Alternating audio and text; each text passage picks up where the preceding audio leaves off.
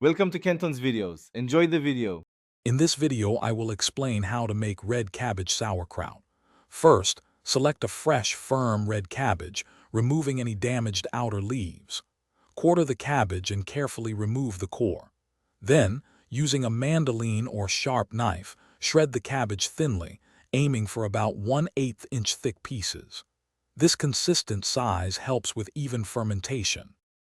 Next, weigh your shredded cabbage to calculate the precise amount of salt needed. A good rule of thumb is to use 2% of the cabbage's weight in non-iodized salt.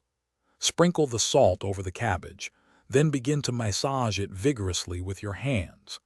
Continue this for 10 to 15 minutes until a significant amount of brine has been released. Now, tightly pack the salted cabbage into a clean, sterilized jar, pressing down firmly to remove air pockets. Make sure the cabbage remains fully submerged under its own brine. You can use a fermentation weight if needed. Place the jar in a cool, dark spot, ideally between 60 and 70 degrees Fahrenheit, and let it ferment for 3 to 4 weeks.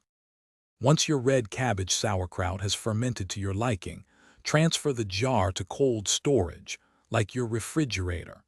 This slows down the fermentation process, allowing your delicious sauerkraut to keep well for several months. It's perfect as a side dish or topping.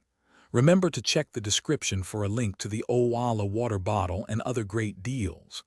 Enjoy your homemade, vibrant sauerkraut. Thanks for watching. Consider subscribing if we helped you.